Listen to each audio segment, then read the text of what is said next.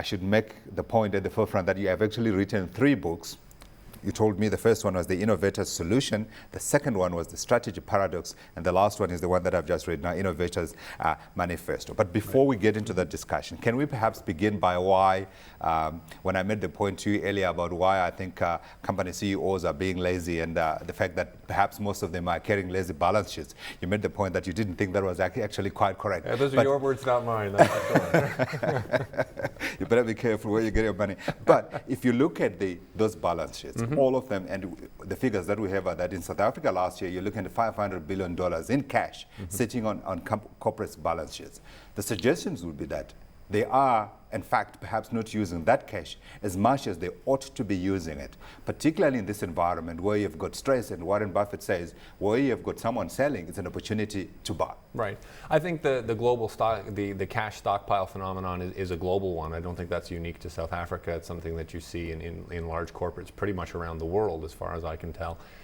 My take on it is that essentially what's happened is that the indisputable macroeconomic uncertainty that continues to sort of pervade the global economy is something that has started to really poison, skew, color, cause us to misconstrue the opportunities that I think are manifold and manifest at a microeconomic level. I think if you look at the growth rates still in China and in Africa and in many of the emerging economies around the world, there is strong growth in the real economy. It's important to remember that the macroeconomic uncertainty has been a phenomenon of the financial economy. The real economy, I think, is robust. Right. And if we look at it the right way, I think that we can see enormous opportunities for growth. So I'm actually quite optimistic. So how do we unlock then, or get this cash that's sitting on these balance sheets to start actually actively working for the population at large and help in creating the jobs that we need, particularly here in Africa, where we know that requirement is perhaps greater than in the US, where you guys complain about unemployment of 8.5%, to say, oh, we've got a national catastrophe here. Well, I think that's a great question, and you pointed up an important point, which is that in many instances these things are relative, right? 7.5% growth in China is considered a hard landing. Sure. So all of these things are relative, and it's important to keep that in mind. Sure. So my take on it is that the opportunities that lie before us are very often invisible when we look at them using traditional approaches to identifying growth markets. We tend to look for big growing markets where there are lots of people with lots of money to spend. Yeah. And when you go look at those markets today, those people aren't spending. And those markets are actually treading water in many instances at best.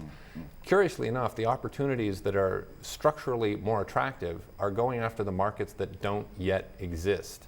And so a completely different toolkit exists for identifying and exploiting those opportunities. Now, one of the solutions, in fact, your main solution, if I look through the books that you've written, your main solution is innovation. How do we get corporates to innovate? How do you persuade a CEO to say, don't go for the easy answer, which is your acquisition? In fact, think different. Right. Well, we've coined a term, it's called disruptive innovation. This is a particular approach to innovation that was discovered by a colleague and friend of mine, a fellow named Clayton Christensen in the US, and I've had the opportunity to work with him on a number of projects. And it's the topic of my latest book as well. Disruptive innovations are innovations that target the needs of markets that are just beginning to emerge. It's not about taking first world technologies, the most advanced solutions, and finding ways to shoehorn them into the needs of a market for which they weren't developed. It's about creating solutions that are optimized for the needs of those consumers, but then riding the technological improvements that seem inevitably to flow, so that ultimately they become the standard for solutions around the world. So whether it's distributed generation and electricity, whether it's online education, whether it's automated medicine, those are solutions that don't crop up in first world hospitals. Those are solutions that are created to solve needs unique to emerging markets, but then become globally dominant. But that's a difficult thing, isn't it? Because you have to see where there isn't. In other words, you have to create the vision. And how do you get CEOs to think like that? Yeah. Well, the good news is we actually have identified the necessary, and I won't say necessary and sufficient, but very close to the necessary and sufficient conditions for identifying disruptive innovations successfully. The Innovators Manifesto book that you mentioned earlier presents experimental data that shows that when you apply it's a very small set of rules, it's two or three questions, and when you apply those questions systematically to opportunities at the earliest stages of their development, I'm talking about things when they are an idea, not a prototype, not an early market,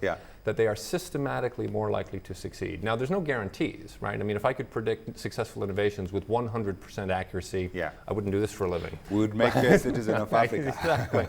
But it is systematically better. It is a material improvement in our ability to identify the most valuable growth opportunities. And this ecosystem that you talk about, that will enable this to be realized. How do you get about it? Well, the good news is that it's not clear to me that it's all that hard once you come to accept the truth of the ideas, right? And once you see that these are in fact this is the right way to think about the merit of an opportunity, then it simply just becomes a question of actually making the investments and putting in motion all of the things that we already know how to do. We know how to make an investment, we know how to launch a new business, but it's about choosing which new businesses to launch that kind of keeps people in the starting gate. Right. And I think disruptive innovation opens the starting gate. How do we do in Africa compared to other parts of the world in terms of trying to get your ideas around disruptive innovation working? Are we as good as the other parts of the world, or are we, like in everything else, well, that has happened so far, mostly in development, behind the curve? I think when it comes to opportunities for disruptive innovation, Africa has a real opportunity to be at the forefront of those opportunities, precisely because the most valuable markets are on your own doorstep. So certainly in collaboration with some of my colleagues here in Deloitte in South Africa, they have a track record of working with companies from all across the country to pursue precisely those kinds of opportunities. It's about more than just going after the high end of the existing markets. It's about finding ways to solve problems for the consumers that are yet to be consumers.